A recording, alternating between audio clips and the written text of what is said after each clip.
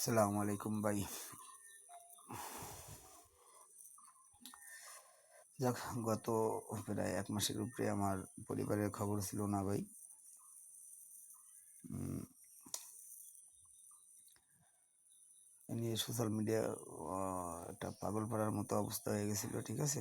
অনেক কথা বলছি, যাক আপনারা টেনশন করবেন না। এখনও আপাতত আমি খবর দেখি নাই বা আমি তাদের সাথে কথাও বলি নাই।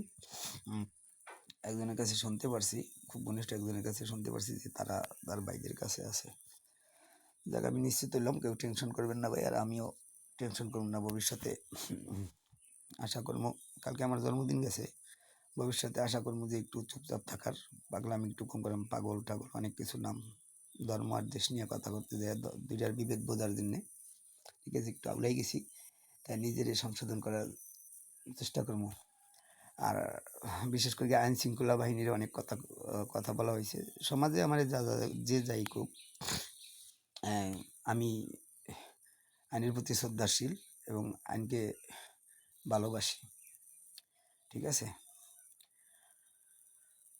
এতে যে যাই হোক, আমার অন্যায় থাকলে আইনের মাধ্যমে সাজা দিবেন আপনারা। যদি কোনো সময় কোনো অন্যায় পান, সেটা ভার্চুয়াল জগতে হোক আর বাস্তব জগতে হোক, ঠিক আছে? আমি আইন যতই নিচে নামাক জনগণ, আমি আইনের প্রতি শ্রদ্ধাশীল।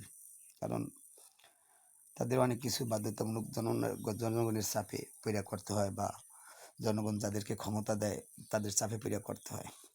অতএব তেলের কিছু নাই আর ইহের কিছু নাই, ঠিক আছে? আর আইনের বিরুদ্ধে কোনো কথা বলতে হইলে আশা করি জনগণ, মানুষ, এটা পর্দার আড়ালে আইন শৃঙ্খলা বাহিনীর যেমন আলেমুলামাদের আছে যে গীবত করতে হয় না, তাদের ডাল্লায় বিচার সুপারিশ সব কিছুই করবে পর্দার আড়ালে, ওই রকম আইনেরটাও ওইরকম হওয়া উচিত। আইন এত নিচে নামাইলে সাধারণ জনগণেরই ক্ষতি হইব, ঠিক আছে? মধ্যবিত্ত যারা আছেন, নিরীহ লোক যারা আছেন, তাদেরই বেশি ক্ষতি হইব। যাক, সবাই ভালো থাকবেন, আমার জন্য দোয়া করবেন, সকল মানুষের জন্য দোয়া করবেন। আর আমি যত খারাপ কথা ধর্মীয়ভাবে বা রাষ্ট্রীয়ভাবে যা বলছি, সব কিছুর জন্য মাপ চাই, ঠিক আছে? মাপ চাই এবং ভালো থাকতে চাই, নিজের লাইফটা নিয়ে একটু ভালো থাকতে চাই। ফ্যামিলি যার যার চিন্তা করবে, ঠিক আছে?